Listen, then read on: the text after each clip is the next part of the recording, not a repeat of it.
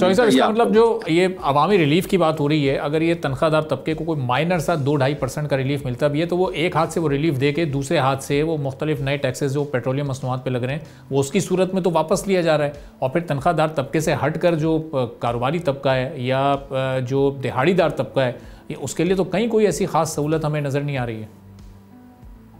देखो, कारोबारी तबके की मैं खास तौर पे बात करूंगा। सैलरी क्लास को तो बेचारों को वैसे ही कट के मिलते हैं ना, तो वो तो मजलूम और पिसा हुआ तबका है ही।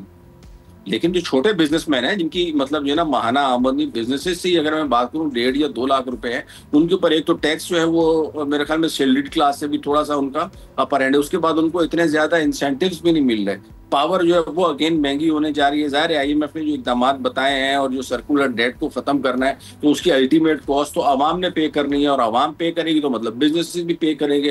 तो इसका मतलब ये है कि बिजली भी महंगी होने जा रही है। पेट्रोलियम लेवी जब लगेगी तो उसके बाद पेट्रोल प्राइसेस भी जो है वो महंगी होगी, तो कॉस्ट ऑफ डूइंग बिजनेस जो है ना वो बढ़ जाएगी। तो क्या होगा, एक तरफ आप इनपुट की कॉस्ट है वो इंक्रीज किए जा रहे हैं, दूसरी तरफ आप किसी भी किस्म का कोई रिलीफ नहीं दे रहे। तो इस बजट का फिर मकसद क्या है? हमारे यहाँ बजट का मकसद अनफॉर्चुनेटली ये बना दिया गया कि जो हुकूमत ने कहाँ टैक्स लगाना है कहाँ नहीं लगाना। माजरत के साथ ऐसा नहीं है। हुकूमत का काम अगर टैक्स लगा के लोगों से रेवेन्यू कलेक्ट करना है तो उसी टैक्स के पैसे को फलाह बहबूद के लिए आवाम की खर्च करना है। लेकिन अनफॉर्चुनेटली आवाम की फलाह बहबूद के लिए पैसा खर्च नहीं हो रहा। सारे का सारा पैसा, जैसा कि मैंने बताया, कि या सूद के पैसों में जा रहा है, या वो आपका जो है वो तनख्वाहों में जा रहा है, पेंशन में जा रहा है, जो 4 आने बचते हैं वो 1000 अरब डेवलपमेंट में जा रहा है। बाकी डिफेंस का बजट भी आपको पता है बढ़ा दिया, 2800 अरब रुपए कर दिया। चले वो तो हमारे वक्त की जरूरत है, क्योंकि इंडिया जिस तरीके से हमारे ऊपर अटैक कर रहा है, अब उसके बगैर तो हमारा कोई चारा नहीं है ना, कि हमारी सर्वाइवल का मसला है वो तो मजबूरन बढ़ाना है। लेकिन बाकी जो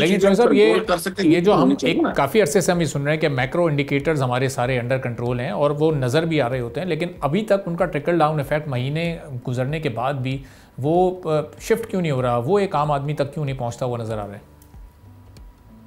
देखो, जो की मैक्रो इकोनॉमिक जो इंडिकेटर्स है ना, वो है गुर्बत।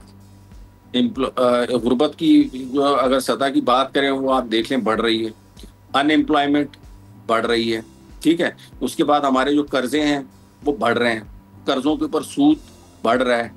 तो ये मैक्रो इकोनॉमिक इंडिकेटर्स ही तो हैं, ये मतलब, और ये ऐसे हैं कि जिसकी वजह से ये आपके सारे जो किए गए इकदाम है ना वो बिल्कुल ज़ाया और बर्बाद हो जाते हैं। अगर आपका जो फाइनेंशियल अकाउंट है वही जगह पे नहीं है, और तकरीबन 22 अरब रुपए, 22 अरब डॉलर की जो है वो आपको सालाना लोन या रिपेमेंट करनी है, या आपको उसको रोल ओवर करवाना है, तो फिर आपके पास बचेगा क्या?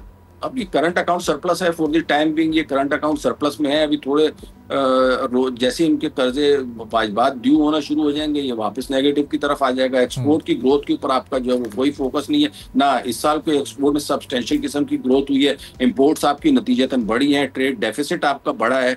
तो कौन सी मैक्रो इकोनॉमिक इंडिया, एक महंगाई का एक फिगर लेके बैठे हैं, हमने डॉलर को कंट्रोल कर लिया, दूसरा डॉलर को लेके बैठे हैं। तो भाई डॉलर जो है ना वो पहले ही ओवर वैल्यूड है, आपके पास 280 रुपए पे आपने रखा हुआ है, जिस टाइम पे उसकी ओरिजिनल प्राइस जो है ना 235 से ऊपर नहीं है।